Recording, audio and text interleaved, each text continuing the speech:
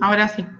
Bueno, tomándolos presentes a todos, vamos a empezar la clase 9 de accidentes cortopunzantes, exposición ocupacional a accidentes laborales, ¿sí? Por cortopunzantes.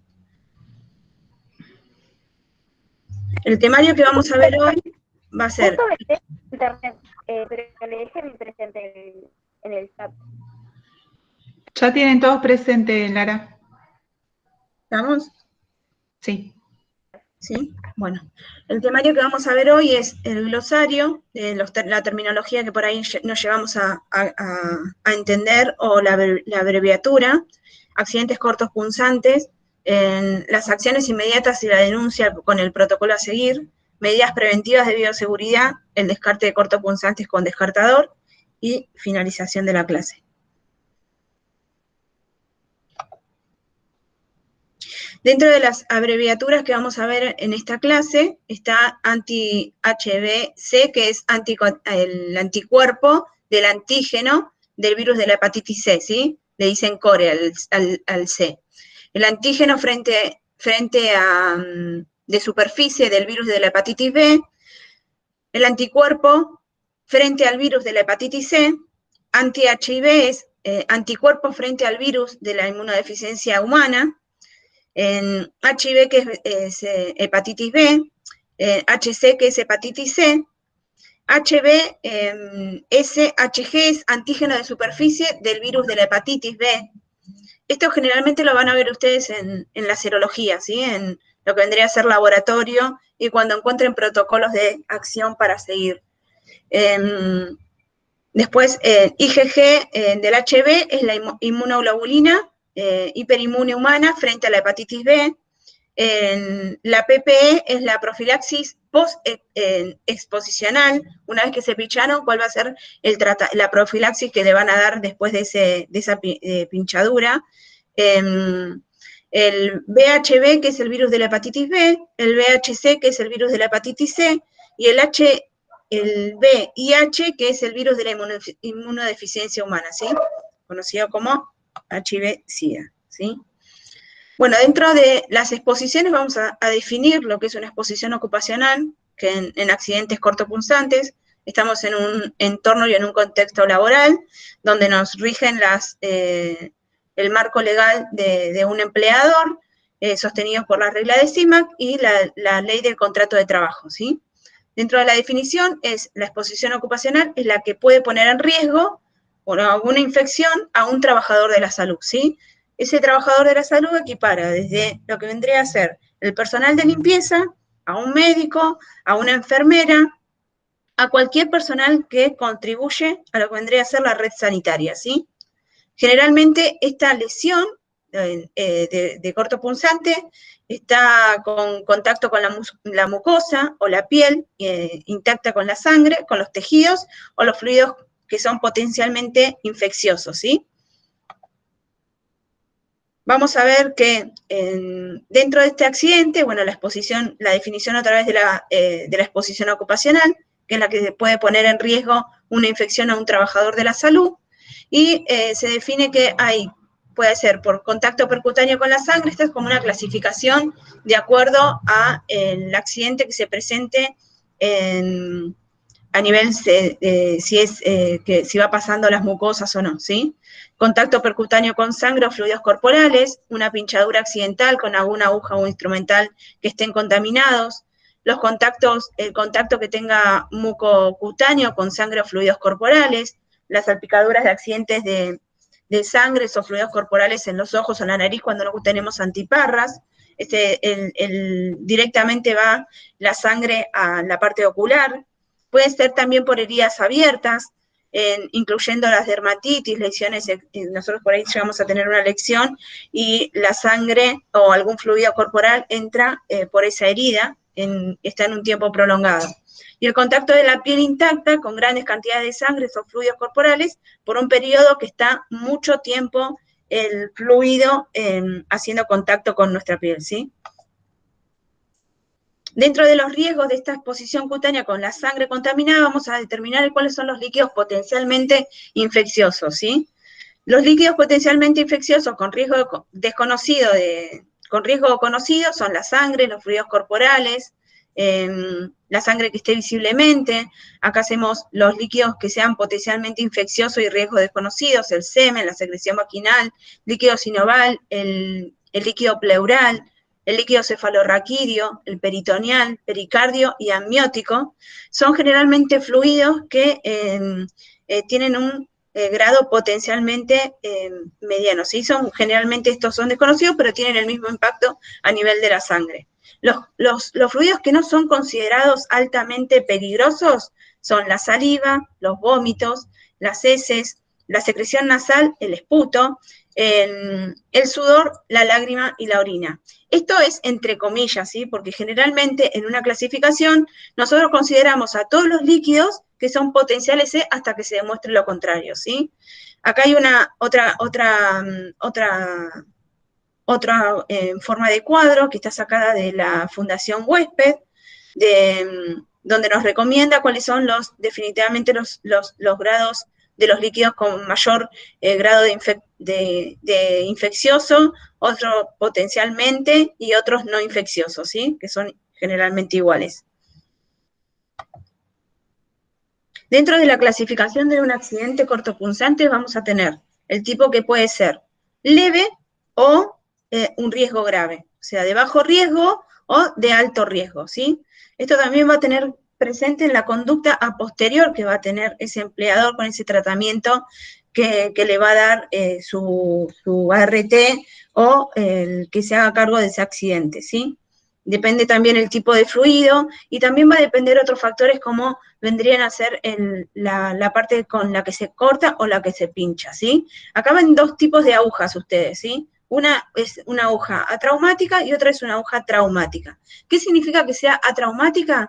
Que la aguja, esta es una aguja de sutura, la aguja tiene, no es hueca, es constituida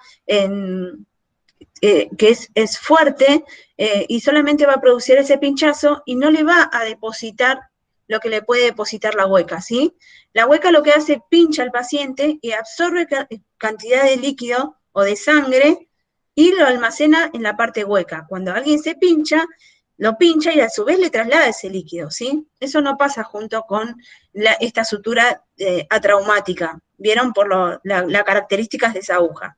Entonces, dentro del riesgo leve vamos a llamar accidentes superficiales, sin sangre visible, y ese instrumento va a ser con una aguja sólida, o sea, una aguja de sutura, ¿sí? ¿Entienden? Puede ser también que esté con el fluido de la saliva, las lágrimas, el vómito, el esputo, secreciones nasales, materiales purulentos, y también la cantidad de líquido que va a ser trasladada en esa herida, que por ser estas características de esta herida, no va a trasladarle mucho material de un paciente a la persona que se pincha, ¿sí? ¿Quedó entendido esto? Dentro del riesgo grave, vamos a clasificarlo a este accidente con una aguja o un hueco, una zona canalada. Entonces, ¿qué pasa? Esa aguja perfora al paciente, deposita algo de sangre, entonces adentro tiene algún contenido de sangre o fluido que puede depositarse en la persona que puede llegar a generar la herida o cortopunzante. Dentro de estas exposiciones laborales que vamos a encontrar son lesiones físicas con herramientas quirúrgicas, pueden ser con agujas y jeringas infectadas, pueden ser transmitidas las enfermedades como la hepatitis A, la hepatitis B y la hepatitis C, ¿sí? Estas son enfermedades que generalmente también con contactos sanguíneos se transmiten, ¿sí? ¿Quiénes pueden ser los operadores? Que pueden llegar a tener cualquier personal que contribuye a la red de salud, ¿sí? Generalmente los que están más expuestos es el personal de limpieza, cuando los operarios no tienen en riesgo bien el manejo de cortopunzantes, ¿sí?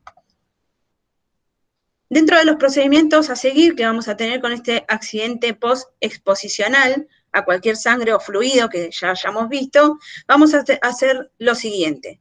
Dentro del paso 1 vamos a efectuar los primeros auxilios de acuerdo a la injuria que nosotros llegamos a tener, estas salpicaduras en los ojos o ya sea con la aguja que nos traspasa el dedo. Vamos a hacer un lavado profuso con la canilla abierta y apretar para que salga ese contenido de sangre y lavarnos las manos con agua y jabón. Alguna bibliografía destaca que no nos tenemos que lavar con nada. Otras destacan con agua y jabón y después aplicarle alcohol, ¿sí?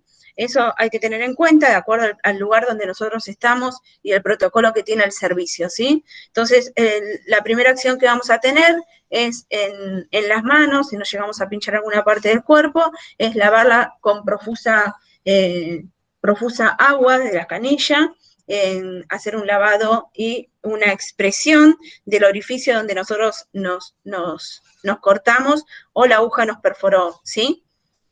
Si, por ejemplo, tenemos una salpicadura en los ojos, lo que vamos a hacer es lavar la zona ocular con solución fisiológica o solución salina, ¿sí?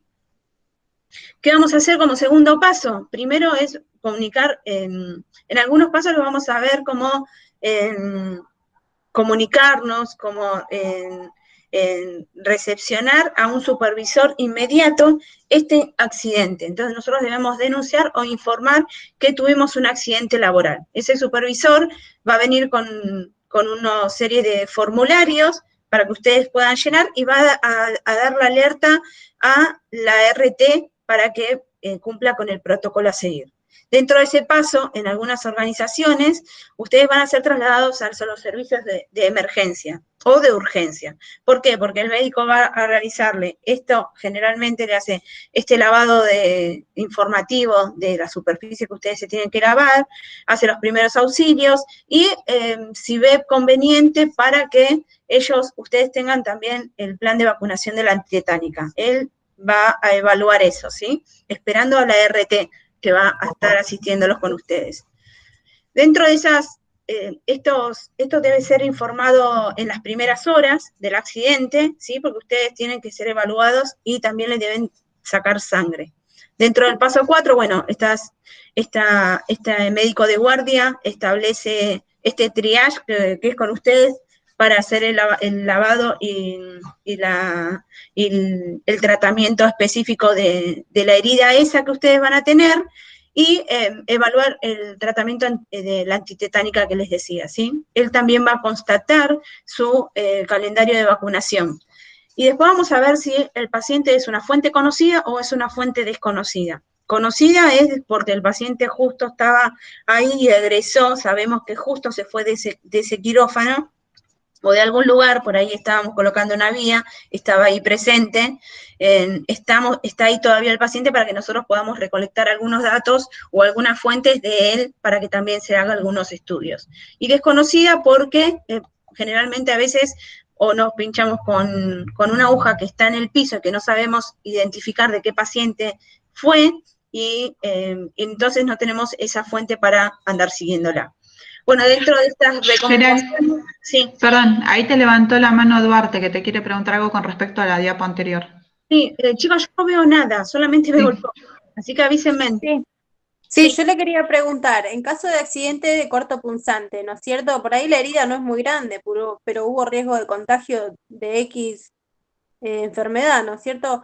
En caso de que, como ahí dijo que van, o sea, recibimos los primeros auxilios y demás, se hace la planilla, vamos a la guardia, los resultados, si hay algún caso de contagio, por ejemplo, HIV, hepatitis, ¿es inmediato el resultado? ¿Se sabe si te contagiaste ahí o no? ¿O hay que esperar un determinado tiempo para saber si en base a ese accidente vos te contagiaste algo? Sí, igual recién estamos empezando la clase, eso lo vamos a ver más adelante, y hay una serie de pasos que se hacen cuando viene la persona de hacer el laboratorio, te saca sangre y se hace también un test rápido. El test rápido rinde antes de las 24 horas, que es automáticamente que vos lo tenés, el test de ELISA que sale directamente en ese test y es rápido. Ahora después están los estudios complementarios que hay que esperar más o menos 48 horas que estén los resultados, ¿sí? Ah, ok. Bueno, sigamos con con la exposición. Bueno, dentro de las recomendaciones también que hace en la Fundación Huésped, es en la exposición percutánea, le establece una clasificación, ¿no? La exposición percutánea, lavado con agua corriente y jabón, la contaminación cutánea, lavado con agua y jabón, contaminación mucosa, lavado con agua o solución salina, y acá están los ojos con agua limpia, suero estéril o agua estéril, ¿sí? Se pueden producir en tópicos como gluconato de clorhexidina. Estos tópicos quiere decir que hay algunos que después del lavado recomiendan poner o Pervinox o alcohol o clorhexidina como antiséptico, ¿sí? Algunos no recomiendan agentes cáusticos como podría ser el hipoclorito de sodio, o sea, la lavandina. O sea, generalmente se le recomienda un antiséptico que vendría a ser o Pervinox o alcohol o clorhexidina. Y algunas bibliografías dicen nada, solamente agua profusa y esperar a que le realicen el análisis de sangre. Dentro del riesgo de la transmisión de esta exposición que podamos llegar a tener, como ya dijimos, era el virus de la hepatitis B, el virus de la hepatitis C y el HIV. Dentro de sus porcentajes es entre el 30% al 6% de la hepatitis B, de la hepatitis C del 1 al 6% y el HIV 0,25 a 0,4%. O sea que el riesgo más alto de contraer nosotros cualquier enfermedad en un ambiente sanitario por un accidente cortopunzante es por el virus de la hepatitis B, ¿sí? Bueno, dentro de las recomendaciones que hace al inicio para la profilaxis posexposicional, según el tipo de exposición, la persona expuesta debe ser evaluada por una historia clínica, la evidencia de la infección y el virus de la hepatitis B. Hay que ver y recolectar información si este personal de operario se realizó la vacunación correspondiente a la hepatitis B, si tiene una o más dosis o el esquema completo junto con la recolección de los anticuerpos. Si está recientemente, dentro de los 3 meses, si recibió la inmunoglobulina de la antihepatitis B, y los anticuerpos de la antihepatitis B que son detectados serológicamente después de los 12 meses previos a esa vacunación. ¿Qué quiere decir? Que esto, el paciente puede llegar o el operario puede llegar a tener anticuerpos, ¿sí? Ya con la primera vacuna o la segunda vacuna, la primera o la segunda dosis del esquema de vacunación. No sé si ustedes saben, la vacuna de la hepatitis B se realiza en 3 dosis y finaliza con la extracción de sangre para la detección de anticuerpos de la hepatitis B, ¿sí? ¿Esto qué quiere decir? Que ustedes se van a dar la vacuna ahora, se la van a dar al mes una, a los 6 meses se van a dar la otra, ¿sí? Y así terminaría el esquema completo de la vacuna. ¿Entienden? Seguimos. A ver, esperen que le quiero mostrar la tabla. Dentro de la bibliografía van a encontrar los tipos de exposiciones y si las fuentes son conocidas y desconocidas. Y después la profilaxis de antirretrovirales que van a hacer. El tratamiento, por ejemplo, del HIV es con antirretrovirales que van a estar basados de acuerdo al tipo de exposición y a la fuente que ustedes tengan, si es conocida o desconocida. Va a haber un protocolo a seguir. En fuentes conocidas, por ejemplo, hay veces que no se realiza la profilaxis antirretroviral porque tenemos la fuente para sacarle sangre y constatar que ese paciente no haya tenido HIV y no tenga, ¿sí? Se supone que el paciente entre a quirófano con una serie de estudios preliminares hechos que también a veces incluye el HIV, a veces, ¿sí? Por eso en salas de procedimiento o procedimientos menores no se le piden esta serología, ¿sí? Bueno, entonces dice las características de la herida que puede llegar a tener y con las características de dónde nos pinchamos nosotros. Si fue una aguja hueca, si las lesiones son profundas, si no estaban con guantes, porque al estar con guantes ya es una barrera más que esa aguja pasa antes de llegar a la piel, ¿sí? Las heridas percutáneas con aguja sólida, las lesiones, después acá dice el contacto con la piel de las mucosas, ejemplo, la salpicadura de la sangre en las antiparras, y los contactos con piel o mucosa lesionada, o grandes volúmenes de sangre o fluidos que hayan pasado a nuestro cuerpo, ¿sí? Dentro de las pruebas diagnósticas que se le van a realizar a ese operario una vez que denuncia, cuando son accidentes con fuentes conocidas, le van a realizar una serie de serología a la fuente. A la fuente significa las personas que identificaron que era la aguja, ¿sí? ¿Entendemos eso? Va a haber un empleado y va a haber una fuente. Una fuente que puede ser conocida o desconocida. Abran los micrófonos. ¿Entendieron esto de fuente conocida y desconocida?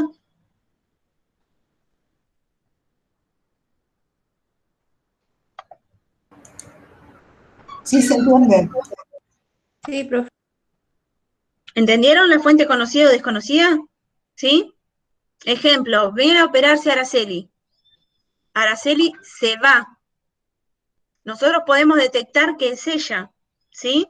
Podemos detectar que es ella. Es una fuente conocida. ¿Por qué? Porque la paciente no se fue de alta, porque la paciente la tenemos ahí, la podemos identificar dentro del sanatorio, recién se acaba de ir, esa aguja le correspondía a ella, ¿sí?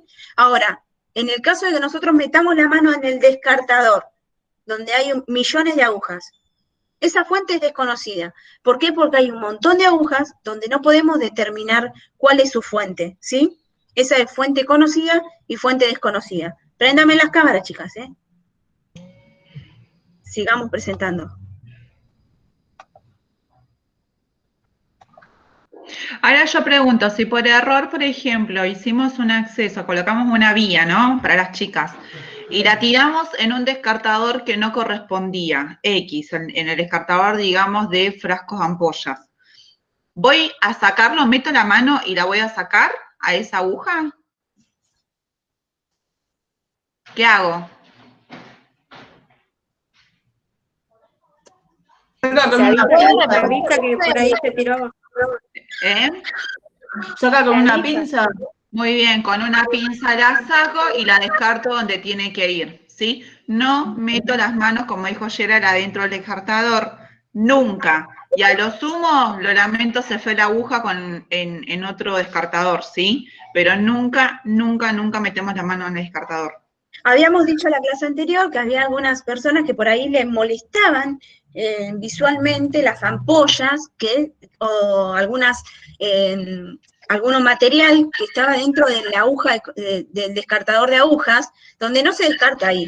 Pero a veces es tan fanático que quiere sacarlo igual. No se mete la aguja, ¿sí? No se mete la aguja porque ya está descartado. Tratamos de hacer medidas y acciones para tratar de disminuir cualquier accidente que nosotros podamos llegar a tener, ¿sí? Bueno, sigamos presentando. Ahora, dentro de este caso que también hablaba Araceli, ejemplo, nosotros nos equivocamos y bueno, la instrumentadora le vuela una aguja adentro de la bolsa de residuos y la persona que está ahí lo ve. Le llamamos la atención a la instrumentadora porque las agujas van en un descartador, porque esa bolsa después se embolsa con un precinto y la persona que la agarra es el personal de limpieza. Y en el traslado, ya sea él o cualquiera que tenga el uso de esa bolsa, puede llegar a generar un accidente cortopunzante, ¿sí? O sea, el cuidado es para todos. Nosotros protegemos a todos, aparte del equipo, ¿sí? Nos tenemos que proteger y cuidar esas cosas, por eso tratar de descartar donde debe ser, donde debemos descartar, no en cualquier lugar, ¿sí? Porque atrás viene una persona que puede llegar a generarle, le podemos llegar a generar un daño, ¿sí? Una injuria, como decía. Y esperen que se me fue la presentación. Acá estamos. ¿Sí? Bueno, sigamos. Entonces, tenemos las pruebas diagnósticas que se le realizan a esa fuente conocida, ¿sí? Bueno, dentro de esa fuente conocida lo que determinamos se le van a hacer los anticuerpos de la antihepatitis B, la antihepatitis C, los antígenos de superficie, ¿sí? Que van a tener esa antihepatitis B, que van a ser de superficie, o los anticuerpos del anticore. Vamos a hacerle el test de ELISA junto con los anticuerpos del HIV, ¿sí? Las determinaciones serológicas en el empleado. Ahora vamos a ir a la persona que se accidenta, ¿sí? Una vez que se le hacen los estudios a la persona de la fuente desconocida, también se le va a hacer al empleado. Al empleado también se le va a realizar este dosaje o este laboratorio donde vamos a tener anticuerpos de la hepatitis C dentro de los 0 y 3 meses, la hepatitis B, la paciente que no están vacunados, a la fuente que no está vacunada, tenemos que tener la recolección de datos o si está vacunado para ver si tiene anticuerpos, ¿sí? Entonces, lo que vamos a hacer es, este empleado, que supuestamente si está trabajando dentro de la institución de salud, debe tener por reglamentación el esquema completo de la hepatitis C, de la hepatitis B, ¿sí? Entonces, para esa persona que está vacunada supuestamente, le tendríamos que saber sacar dentro del laboratorio los anticuerpos de la antihepatitis B, ¿sí? Si los tiene. Bueno, también se le va a hacer el test de ELISA, que es el test rápido de HIV, y al tiempo se le va a realizar dentro de las 6 semanas y a los 3 meses y también a los 6 meses. Esto es el seguimiento que se le va a realizar de la RT, ¿sí? Primeramente se le va a realizar el test del test de ELISA, que es de la hepatitis B, del HIV. Perdón, le quiero hacer una pregunta. ¿Por qué suponen ustedes que le van a seguir el seguimiento a las 6 semanas y a los 3 meses y a los 6 meses? Generalmente estas personas que se accidentan, en la RT le hace un seguimiento de 1 año, ¿sí? ¿Por qué? Y para tener más seguridad hacia la persona y... Más allá de la seguridad... No siempre se manifiesta la enfermedad en forma inmediata, a veces se manifiesta... Muy bien, vamos por ahí por lo que dice Patricia. La enfermedad del HIV no se maneja solamente de forma inmediata, sino que también en el periodo de esa enfermedad hay un tiempo que establece que se llama periodo ventana. Entonces, donde no sale por análisis de sangre la serología positiva, ¿sí? Entonces, por eso se le realizan estos periodos en el seguimiento de la RT para constatar en cuál de estos tiempos pueda llegar a tener HIV, ¿sí? Vamos a ir dentro de los accidentados con fuente desconocida, ¿sí? No tenemos fuentes de la persona que se lesionó nuestro empleado o nuestro compañero, pongámosle. No tenemos fuente, esa fuente es desconocida. No podemos hacer una determinación serológica de esa fuente, pero sí debemos hacer en el empleado, ¿sí? A esto se le agrega lo que vendría a ser la serología del anticuerpo de la hepatitis C ahora inmediatamente y a los 3 meses. La hepatitis B también se va a determinar si este empleado está vacunado o no, para sacarle, o sea, los anticuerpos de superficie o el anticore, o si está vacunado, los anticuerpos, ¿sí? Y el test de ELISA, que vendría a ser el de HIV, ahora inmediatamente, a las 6 semanas de producido el accidente, a los 3 meses y a los 6 meses. Ese empleado va a tener el seguimiento por 1 año, ¿sí? Y vieron que en las dos formas de la fuente conocida o desconocida, al empleado accidentado se le realiza lo mismo, ¿sí? Pero ¿qué varía? Que nosotros podemos detectar en la fuente, ya sea en la conocida, los datos precisos de esos estudios, ¿sí? Si ya tiene HIV, si no tiene HIV, ¿sí? Esta es una fuente que no vamos a tener nunca los datos. Entonces, sí o sí, este paciente va a ir con medicación ¿cómo se llama? Araceli, se me borró. Retrovirales. Gracias. No, de nada. Gracias. Entonces, dentro de esa nota que vamos a tener nosotros presentes, las órdenes para los test de HIV, ¿sí?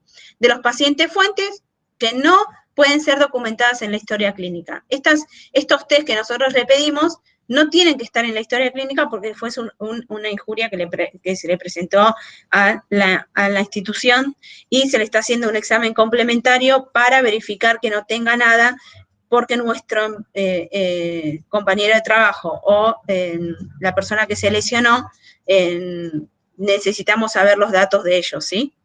Ese consentimiento y los resultados deben ir en sobre cerrado, ¿sí? A la Oficina de Control de Infecciones. Más allá de que nosotros, eso también me parece que se no me pasó, es cuando nosotros denunciamos a la RT, también debemos denunciar a Control de Infecciones dentro de la institución donde estamos, para que hagan seguimiento con medicina laboral también de nosotros. acá hay una particularidad que también tenemos que tener en cuenta, ¿sí? Primero vamos a tener que tener en cuenta el estado inmunológico del empleado accidentado, ¿sí? Vamos a tener que identificar la fuente, los previos consentimientos. ¿Los previos consentimientos de qué? ¿Qué necesitamos nosotros para poder hacerle el análisis de HIV? Hacer la prueba de sangre. Nosotros ustedes también le habrán hecho, para hacer un preocupacional o para sacarnos sangre, para que nosotros, para tener el resultado de HIV, debemos firmar un consentimiento informado, que nosotros estamos autorizando a que nos hagan esa prueba. ¿Se acuerdan? Ustedes cuando tuvieron algún preocupacional, sí o sí, cuando nos van a hacer un examen de HIV, nosotros debemos autorizar esa práctica, ¿sí? Porque es un examen que va con un formulario, con un consentimiento que es anónimo, en forma anónima, que va con letras, identificando, no va con nombre y apellido, no va con DNI, es anónimo y nosotros debemos autorizar esa práctica, ¿sí? Entonces, debemos dar ese consentimiento para informar de ese coso y tras haber sido informado. O sea, ahí una vez que nosotros nos informaron, ahí recién nos van a poder sacar sangre. ¿Entendimos? Sí o sí, no nos pueden hacer una muestra de HIV si no tienen firmado el consentimiento informado. Esto es legal, es un marco legal que tiene toda persona para poder resguardar sus datos de privacidad. ¿Entendimos? Bueno, dentro del segundo paso vamos a comenzar con la terapia antirretroviral, ¿sí? Según la recomendación vigente, dentro de la hora o las 2 horas de producida la exposición de este accidente. Después, cada 12 horas, durante 48 horas, es empleado hasta que reciba los resultados de laboratorio. ¿Entendimos? ¿Hola? Voy a estar preguntando, así que abran los micrófonos, chicas. ¿Están ahí? Bueno, entonces vamos a hacer como un cuadro resumen dentro del accidentado. Lo primero que debe hacer es llenar la denuncia del RT y denunciar también el control de infecciones. Se le van a pedir una serie de estudios que son la de la hepatitis B, la de la hepatitis C y el test de ELISA para el HIV, ¿sí? Dentro del HIV se tiene que tener en cuenta si están vacunados o no están vacunados para cambiar en el origen de ese laboratorio que se va a pedir, si se pide ya directamente en los antígenos para el HIV o en la gamma globulina, ¿entendieron? Sí, profe. Bueno, dentro de esas personas que no están vacunadas, que son desconocidos o la vacunación es incompleta, le van a hacer la gamma globulina, se me traba todo, que es anti-HIV, después de la extracción de sangre, ¿sí? Dentro de esos vacunados se va a ver el registro de control de infecciones. Supuestamente la empresa tiene que controlar que nosotros tengamos todos los certificados de vacunación de los empleados, ¿sí? Después para la hepatitis C, si da positivo, vamos a tener que hacer un seguimiento y los estudios. Si le da negativo a la fuente, o sea, la fuente positiva o desconocida, va a ser un seguimiento a los 0, al mes, a los 3 y a los 12 meses. El ART debe hacer este seguimiento en este tiempo. Y si la función es negativa, se suspende ese seguimiento. Si a la fuente conocida le sale HIV positivo, va a hacer seguimiento y estudios. Y si le sale negativo, con la fuente positiva, va a ser la terapia.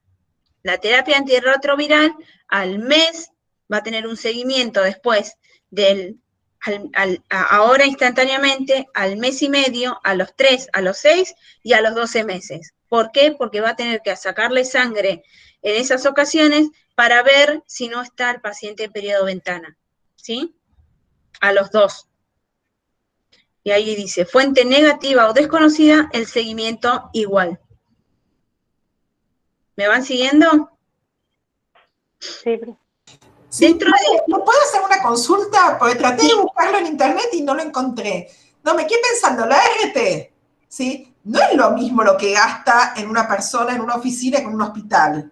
¿La cuota es igual que la obra social, que es digamos, es un porcentaje fijo o cambia según la actividad? Y esa RT está contratada por el empleador. Así Por el que empleador, sí, pero nosotros, ¿es más caro para un empleador de un hospital o es un empleador que tiene personas que están en mayor riesgo que el que está en una oficina, no sé? yo creo que las ART también se limitan en la exposición que tenga el personal que sea a contratar. Entonces no va a ser lo mismo una persona que tenga, por eso también en esa anamnesis que nos preguntan, tenemos dolores de cabeza, ¿con qué estamos expuestos? Si estamos expuestos a polvo, si estamos expuestos a ruido, si estamos expuestos a frío, si estamos expuestos a todo lo que estamos expuestos, porque eso después es evaluatorio, ¿sí? También, por ejemplo, las personas que llegan a tener un accidente por la RT lo debe indemnizar. Entonces, esa indemnización también debe ser de acuerdo a todos los factores de riesgo que nosotros vimos en el preocupacional. ¿Se acuerdan cuando vimos la ley de CIMAC? Las leyes de CIMAC que vimos, todos los riesgos que teníamos. Bueno, yo creo que estas ART o estas aseguradoras de riesgo de trabajo deben estar nomencladas y ya estudiados y trabajados.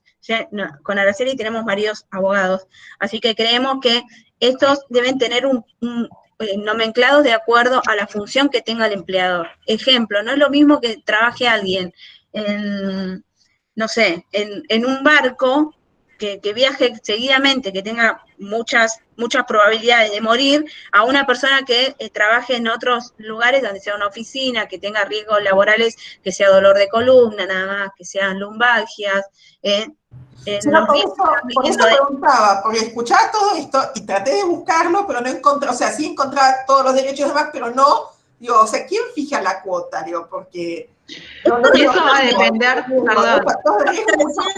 Eso también el empleador lo decide. Ejemplo, nosotros cambiamos un montón de veces como empleadas la RT, y teníamos desde Pirulito, ahora tenemos a Swiss Medical. O sea que también hay categorías de aseguradoras de riesgo. Ara, perdona que te topé, ¿querés hablar? No, quería decir lo que decía Patricia justamente, o sea, acá si va a ser una aseguradora, como todo seguro, ¿sí? Seguro de autos, tenemos una gama infinita de seguros. Con respecto a lo que es salud, se tienen que ver justamente, prever cuáles son los riesgos, y acá entra algo que no sé si habrán escuchado ustedes, que si hacemos un trabajo que no nos corresponde, la RT no nos cubre. No sé si lo escucharon. Bueno, justamente esto va de la mano con los riesgos que posee nuestra profesión o nuestro actuar, ¿sí? En este establecimiento. Si nosotros vamos a hacer algo que no nos corresponde, obviamente no va a estar dentro de lo que sería la aseguradora, ¿no? En este caso, lo que decís vos, Patricia, tiene mucho que ver, obviamente depende del seguro que vayas a contratar. No es lo mismo un hospital, por ejemplo, del Hospital Parisien de zona este, que tenga una aseguradora mínima, que va a haber cosas que te van a cubrir, básicas, y cosas que no, y aparte seguramente como profesional de la salud vas a tener que pagar tu propio seguro, ¿sí? En cuanto a lo económico y la realidad establecida no sabemos, pero todo depende de los riesgos que contenga cada lugar de trabajo, ¿sí? Pero sí haciendo hincapié en esto de riesgos de trabajo, recuerden siempre de que tiene que ver más que nada con las competencias de uno como profesional, ¿sí? Eso. Bueno, ¿estamos? Gracias. No hay nada. Bueno, seguimos. ¿Salí de la presentación o estoy presentando? Ahora saliste, recién había como una pantalla de múltiples de nosotros. Bueno, dale. Ahora voy a presentar. Ahí estamos. Sigamos. Bueno, dentro de esta quimioprofilaxis que se vendría a hacer con la exposición al HIV, en la medicación que vamos a recibir, dentro de esas generalidades, los empleados con exposición ocupacionales al HIV deben recibir un seguimiento y una evaluación médica. Esta RT se encarga de que ese empleado tenga, más allá de las atenciones primarias, que viene una enfermera particular a sacarle sangre, a realizarle las muestras y de acuerdo al riesgo de exposición que tenga, le va a dar el tratamiento preventivo de retrovirales, ¿sí? Esa quimioprofilaxis debe ser ofrecida a todos los empleados que han sufrido una exposición significativa a este material por HIV. Y de acuerdo al riesgo de exposición es que se lo van a dar. Esas pautas específicas han de ser adaptadas para estar actualizadas de acuerdo a las evidencias. A las evidencias es si estuvo con aguja hueca, si estuvo con aguja traumática, si le salió sangre, si no le salió sangre. A veces hasta los operarios dicen, creo que me pinché, no estoy seguro. Entonces, ante eso también, que más allá que es un riesgo leve, es una suposición de que él cree que se pinchó, pero no está seguro si se pinchó, al no haber sangre, al no haber nada, pero tenemos que seguir el protocolo igual. Esa pauta antirretroviral se emplea para la profilaxis transocupacional tras ser conocida para el comité de infecciones, ¿sí? El comité de infecciones tiene que estar seguido junto con medicina laboral de este tratamiento que le están haciendo a este empleador. Esa quimioprofilaxis con antirretrovirales debe ser iniciada lo más pronto posible, ¿sí?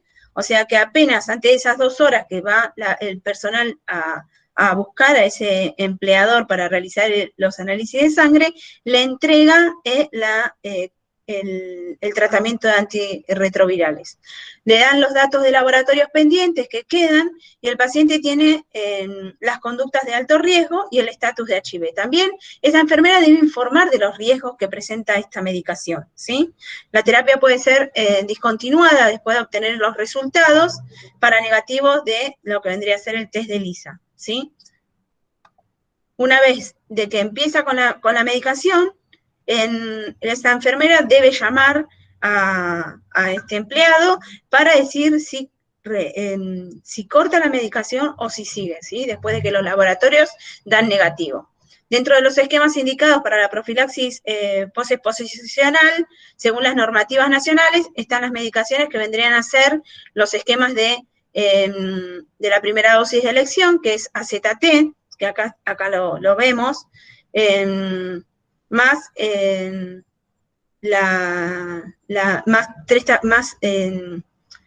las medicaciones alternativas que se le pueden dar, ¿sí? También hay que tener en cuenta que los pacientes no tengan anemias, que la paciente no esté embarazada, que no tenga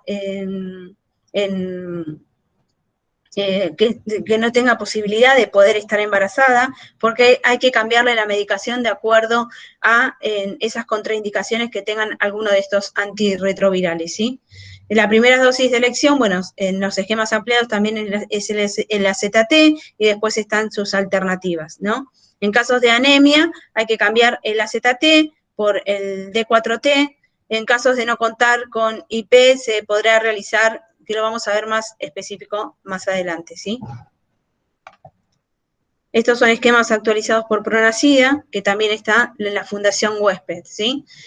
Bueno, dentro de las dosis y las vías de administración de drogas antirretrovirales para la profilaxis posexposicional pueden ser utilizadas en adultos o adolescentes, y acá están lo que vendría a ser el ITAN, que son inhibidores de la transaminasa inversa de nucleósidos, son lo que vendría a ser el AZT, que es la sidobudina,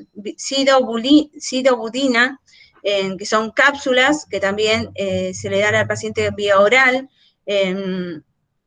cada 12 horas, ¿sí?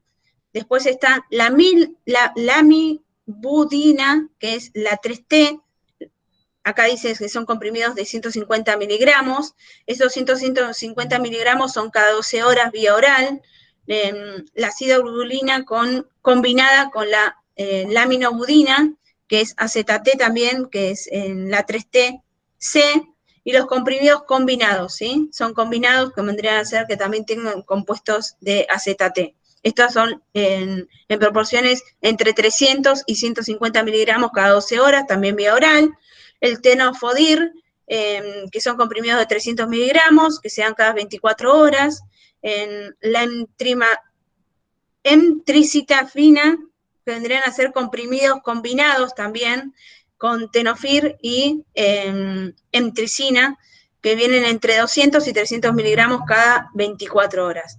Generalmente, chicos, nosotros los únicos que vimos que lo entienden, hacen tratamientos profilácticos, es la sidobulina. No vimos otro tratamiento que pudiera llegar a ser más allá de todas las medicaciones que hay. ¿Vos, Sara, viste algún otro tratamiento que no sea con AZT?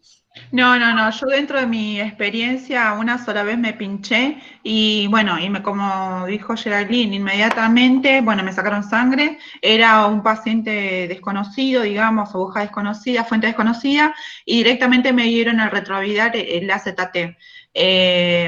Consejos, son muy pesados, imagínense que son medicaciones para pacientes con HIV. ¿Sí? Así que dentro de mi experiencia no me cayeron muy bien, digamos, era acompañarlo con algo y devolverlo, o no acompañarlo y devolverlo, ¿sí? Sí, Pero son medicación muy pesada. Gracias, Sara. Dentro de esta medicación que tenemos que tener, bueno, esta observación, más allá de estas variantes que tenemos, es que algunos deben ser evitados, como el efaricen, el dinacina y la estudina, por los efectos en la mujer, o sea que en caso de embarazo, por los niños y las niñas, no lo podrían recomendar, ¿sí? Porque tienen alta toxicidad hepática. Como bien dijo Araceli, esta medicación es muy fuerte. Tienen efectos adversos, los antirretrovirales, y pueden generar, que también se le informa al empleado, que puede generar náuseas, malestar en general, cefaleas, anorexia, anemia y hepatitis medicamentosa, también propia del medicamento. También se les deben dar los recaudos que el empleado, si llega a tener relaciones sexuales, debe ser con preservativo para cuidarse, ¿sí? Se debe cuidar en esas protecciones sexuales que llega a poder llegar a tener. Dentro del procedimiento que vamos a realizar es el consentimiento informado, que sí o sí el empleado debe firmar para realizarle ese análisis de sangre, para ver si acepta el análisis de sangre. Ahora, otra cosa, también ellos deben firmar un consentimiento de la medicación de AZT. La medicación de AZT debe tener una configuración de un consentimiento informado institucional, donde conste la aceptación o el rechazo de esta profilaxis, que es voluntaria, ¿sí? Es un protocolo de profilaxis voluntaria. Entonces, el empleador se puede oponer, pero también lo debe dejar asentado y firmado en ese servicio de control de infecciones, ¿sí? Bueno, acá habla del consentimiento informado que se acepta o rechaza el protocolo voluntario de profilaxis de AZT o de antirretrovirales. Esto debe estar documentado en una hoja junto con la historia clínica de la denuncia, esta que hizo post-exposicional, porque es un protocolo y al no cumplir el protocolo debe informar y debe registrar de que él no quiere recibir esa medicación, ¿sí? El empleado también, bueno, junto con esa denuncia va a estar asentado en el servicio también de control de infecciones. Se hace la evaluación inicial de ese tratamiento, que esa extracción de sangre también al paciente se le tuvo que pedir ese consentimiento informado para que le dejen extraer sangre para hacer estudios de HIV, para tener los datos en el momento de ocurrido el accidente. Se investigará sobre la búsqueda de anti-HIV, los anticuerpos, y los resultados serán enviados al control de infecciones en sobre cerrado, ¿sí? Toda la confidencialidad debe estar respetada. Dentro de esta medicación, la de la profilaxis antirretroviral, se debe iniciar lo pronto posible, preferentemente cumplida entre la hora y las 2 horas, pero que lo fuimos repitiendo varias veces para que quede fijo. El medicamento es suministrado sin cargo al empleado, porque la RT paga el empleador en el departamento de emergencias, y el médico de guardia es quien hace la prescripción, ¿sí? O sea, al empleado ya directamente le entregan la tableta con la medicación que él va a recibir, y eso es sin costo alguno, porque es parte del tratamiento preventivo y el protocolo que paga la institución para brindarle a su empleado. Dentro de ese seguimiento que va a realizar esta RT, los resultados y los estudios deben ser enviados al Servicio de Control de Infecciones, donde se informará el seguimiento de este paciente y informará al empleado el intervalo de los análisis. O sea, que va más allá de la supervisión que va a contactar con el servicio de infectología, también la empresa de la ART va a informar a Medicina Laboral y al Comité de Infecciones cuál va a ser el tratamiento que va a ir siguiendo con este seguimiento de este empleado que se accidentó, ¿sí? Que va a ser a los ceros, va a ser al cero apenas le ocurrió el accidente, va a ser a las 6 semanas, va a ser a los 3 meses y después a los 6 meses, ¿sí? Y también a los 12 meses, que va a ser un año continuo de análisis. Dice, para preservar la confidencialidad, el nombre del empleado no será usado y se utilizarán órdenes de HIV con el código que haya tenido este consentimiento, que ese consentimiento es anónimo. Dentro, bueno, de la conducta a seguir, acá como ya vimos, dentro de las 3 enfermedades posibles que podamos llegar a contraer, está en la hepatitis B, la hepatitis C y el HIV. Creo que dentro de estas 3 patologías, la que más grave consideramos, ¿cuál es? ¿Y por la posibilidad de contagio? Sí. La hepatitis B. Dicen que la que no tiene cura es la hepatitis C. ¿Sí? La hepatitis B tenemos un esquema de vacunación que es preventivo, y más allá de todo eso, en el tiempo también ya es una enfermedad crónica que nos queda, igual que el HIV. El HIV. ¿Sí? Y entonces la hepatitis C es como que puede llegar hasta el trasplante a veces, ¿sí? Dentro de la hepatitis B tenemos que puede ser conducta con serología negativa, va a establecer también por la fuente, de acuerdo al tratamiento que se va a realizar. Por la fuente, si es negativa, la vacunación, de acuerdo al empleado que lo tenga, si va a ser completa o incompleta, dentro de los resultados que se le va a dar, y las conductas que se van a tomar, ¿sí? En el caso de que la serología es positiva, o desconocida, bueno, la vacunación, el esquema de vacunación, la serología que se le va a tomar y el tratamiento que se va a realizar. Dentro de la hepatitis C, cuando la serología es negativa o positiva o desconocida, tienen el mismo tratamiento y se consulta un especialista a trabajar después de los 3 meses.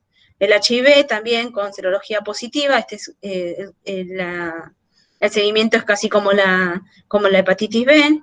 Si es negativo o positivo, el tratamiento que se va a realizar y cómo debe ser evaluado por el infectólogo y el esquema retroviral que se le va a realizar, ¿no? Un flujograma que debe tener en todas las instituciones de cómo se vendría a actuar con un accidente cortopunzante, con un accidente de exposición a HIV, con fuente conocida, con fuente desconocida, si da positivo y si da negativo, ¿sí?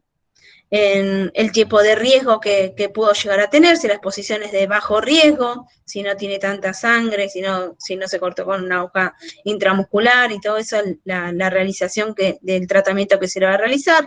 Realizar consejería es o realizar la denuncia, o realizar los consejos previos al encargado, o inmediatamente a la supervisión que se le tiene que avisar, ¿sí?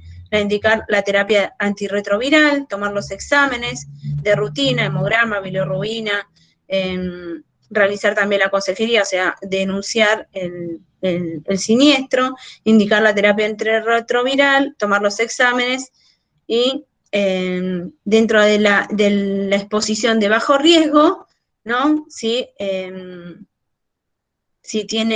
tuvo algún contacto con la sangre, para que el trabajador pueda también tener ese protocolo de seguimiento.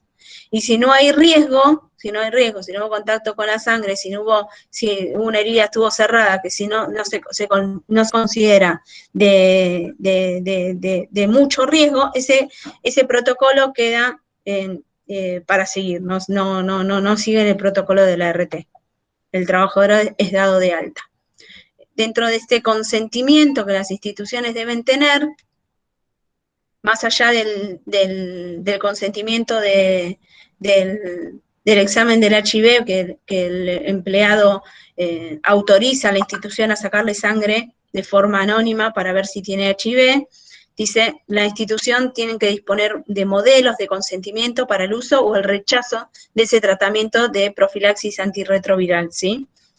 Entonces, donde el empleado constata si va a seguir el tratamiento y si no va a realizar el tratamiento, ¿sí? Para que quede constatado.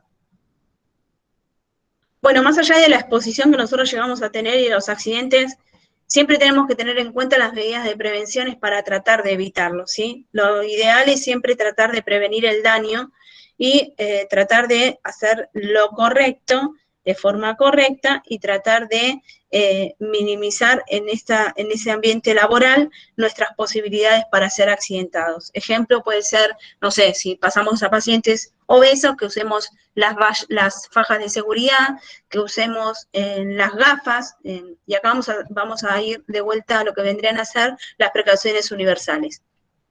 El lavado de manos, siempre, fundamentalmente, los 5 momentos, los 5 momentos antes, después, durante, intra y después de cualquier práctica de acción o de retirarnos los guantes y sacárnoslo, ¿sí? Lo que les pido, por favor, es que más allá de todo, ustedes también tienen derecho a la capacitación en servicio.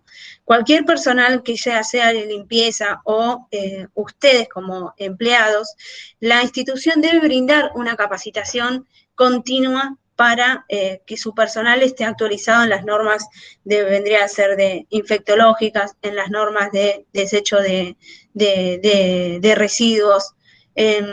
Bueno, como fundamental, barato, prioritario, único, vamos a definir siempre el lavado de manos, ante todos, usar los guantes, que son los guantes de los medio barreras, para que no tengamos contactos con fluidos de sangre, fluidos biológicos, mucosas o pielos o lo que sea.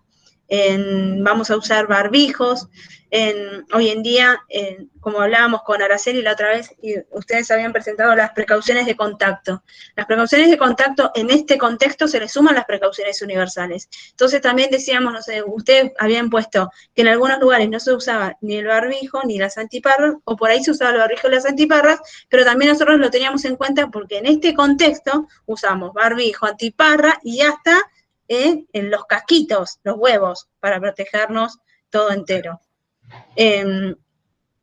Bueno, el uso de los barbijos quirúrgicos triple capa, los camisolines que debemos usar con pecheras de plástico para que no nos prevenir las salpicaduras, cuidado del manipuleo de los elementos y objetos críticos de estos de seguridad, tanto el lavado como la desinfección, tener en cuenta en la escala, la clasificación de Spaulding, ¿sí? Para brindarle a esos elementos, tanto de bajo riesgo como de alto riesgo, un tratamiento de desinfección y limpiezas adecuados, que cumplan esas normativas según esa clasificación, y que sean los elementos, eliminar los objetos cortopunzantes en los lugares y en los desechos correspondientes, usar las bolsas rojas, usar las bolsas negras, usar las bolsas de la ropa, no, yo pongo acá la sangre total, viene el de limpieza y se lo lleva. O sea, nosotros sabemos dónde van las cosas, hay algo que se llama conciencia en esto que estamos trabajando, y también está nuestra moral en tratar de hacer lo correcto. Dentro de las medidas de cortopunzante, las medidas de prevenciones, vamos a tener que los desechos de cortopunzantes son prioritarios. Generalmente habían hecho un estudio a la Organización Mundial de la Salud con las agujas hipodérmicas que tenían que cambiar el sistema, ¿no?, de las agujas, que en vez de ser las agujas tradicionales, sean retráctiles, sean de otro estilo y que disminuya el riesgo del operador. Pero, ¿qué pasa? Esas agujas también tienen un alto costo, entonces en muchas instituciones no las podemos tener. Las agujas de sutura que sean todas traumáticas, las agujas de bisturí, las hojas de afeitar, las lancetas, todo corte o que punce esos tejidos, debe ser desechable en este descartador. Estas características de descartador debe tener paredes de plástico resistentes, rígidas, que estén identificados con este cartel, que sean agentes biológicos y que se desechen donde deben desecharse, ¿sí? Las agujas. Las jeringas en un tacho, en un lebrillo específico, con una bolsa específica, y las agujas en este descartador de cortopunzantes. Dentro de las medidas de prevención, muy bien, esta filmiga no se ve, pero me pareció importante, que nosotros tenemos que eliminar la eliminación de los cortopunzantes, tenemos que recomendar sí o sí, no reencapsular, las agujas no se reencapsulan, no tenemos que reencapsular las agujas, no hace falta, tenemos agujas, las descartamos, volvemos a usar otra aguja, pero no las volvemos a encapuchar. El descartador tiene un orificio chiquitito donde se mete la aguja con la jeringa y se descarta solita desde ahí. O sea, lo ponemos ahí como está en la foto y automáticamente enganchamos la aguja y sale la jeringa limpia, ¿sí? No tenemos que doblarlas, no tenemos que romperlas, no tenemos que manipular las agujas para separarlas de la jeringa. Directamente tenemos que evitar ese paso de tocar esa aguja. De ser posible, tenemos que usar pinzas para manipular instrumentos cortopunzantes y los recipientes deben estar lo más próximo posible del área a trabajar. Como decían otra vez en alguna clase, Araceli, que cuando vayamos a colocar una vía o cuando vayamos a colocar una inyección, nosotros debemos llevar en nuestra bandeja un recipiente descartador chiquito, cómodo, práctico y ágil para que nuestra maniobra de realizar el procedimiento también descartemos rápido, ¿sí? Dentro de las medidas de prevención que vamos a tener dentro del personal de limpieza, el personal de limpieza debe trabajar con guantes duros, debe trabajar con mamelucos para que no le pase los líquidos ni los elementos en su pechera, de ambos de trabajo, que vayan a llegar a tener. El calzado tiene que ser el calzado ideal, resistente a los líquidos. Como dijo Araceli, hoy las ART están estudiando, si, ejemplo, se me cayó una aguja en el pie, si yo tenía los elementos adecuados para en forma preventiva. O sea, si yo tenía esos zapatos duros, sin orificios, que constituyen medidas de prevenciones para el empleado, ¿sí? Dentro de las medidas también de prevención que tenemos que tener dentro del personal de limpieza es que el esquema esté completo de la hepatitis B, que tenga una serología con esos anticuerpos que sean detectables para que esté protegido, y si no, tendríamos que brindarle el plan completo de vacunación de la hepatitis, también la antitetánica, que lo vamos a ver más adelante en la clase que viene. Y debemos colocarnos guantes para evitar que los fluidos y generalmente no usan antiparras el personal de limpieza, en este contexto sí, pero antes generalmente no usaban antiparras. Y es importante para que en la limpieza no se vayan los fluidos para las partes oculares. El personal nunca debe trabajar sin protección, ¿sí? Siempre tiene que trabajar con protección. Vamos a ver un pequeño video, a ver si se ve. ¿Se escucha? No, Gerald. A ver si ahora. No.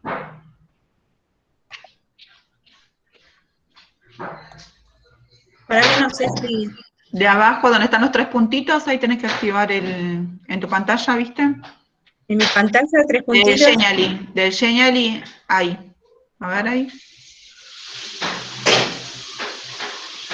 Esperen que me está...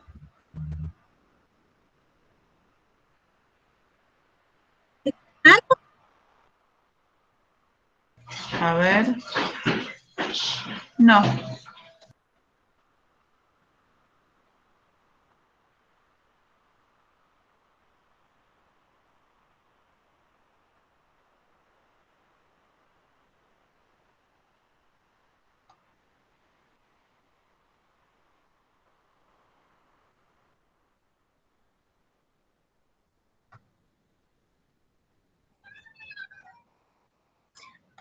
Ahora no sé cómo ponerlo, pará.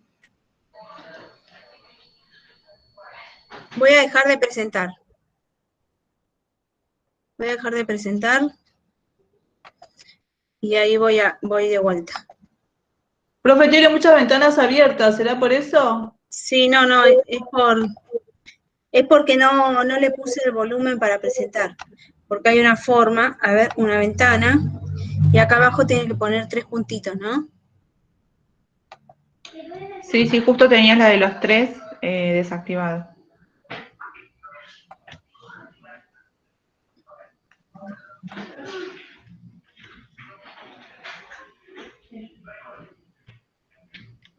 Mirá ahora que ya terminamos, pero dame un minuto. Ah, porque yo les estaba diciendo 18:10. Bueno. Bueno, igual les doy un intervalo para Bueno, nosotras. ¿Y de YouTube o no? y voy a ir para allá. Esperamos un minuto. Ujú. ¿Lo ven ahí ustedes o no? Vemos solamente la pantalla del Genially, del Power. Ujú. A ver, ahí está el video, a ver si...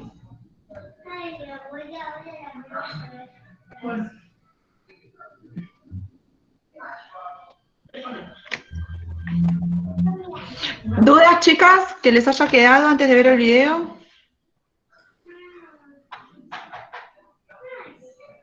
Profesora, Sí, Brenda. apaga rápido, dale. Ahora, No, Ahí se ve. se está matando a mis hijos. Ahí se ve. Bueno, le digo después, yo tengo que entrar a mi otra carrera ahora. Bueno, anda. Gracias. Esa es de la propaganda, sí. ¿escuchás o no, Ara? Sí, te escucho, se escuchaba. Espera. ¿Esto de seguridad?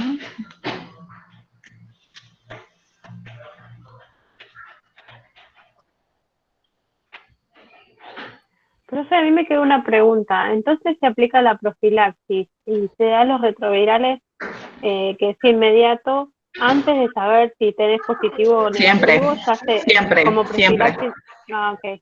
Siempre te van a dar los retrovirales. Una vez que vos tengas los resultados y sean negativos, los suspendés. Se los dan por 48 horas. Y después que lo... Todavía siguen sin escucharse, Sharon. Y después te hacen todo el seguimiento, como explicó la profe, al mes, a los 3 y a los 6 meses. Siempre, por el periodo de ventana que también decía Patricia. Claro. Ujú. Okay. ¿Alguna más? Bueno, ya está. Que lo vean, igual el video lo colgué en el coso. Ah, bueno, los colgamos, no importa. Ahí ya lo colgué. Bueno, ¿quedó alguna duda? Ahí Mica preguntaba con respecto a la medicación, ¿viste? Yo le decía que la tiene que tomar hasta que estén los resultados. Es inmediato y hasta que estén los resultados. Inmediato hasta que viene de acuerdo a la exposición que haya tenido y se la dan hasta que dan los resultados. Después se comunican con él para decir que suspendan o no de acuerdo a los análisis de sangre que le salieron. ¿Alguien más? ¿Dudas?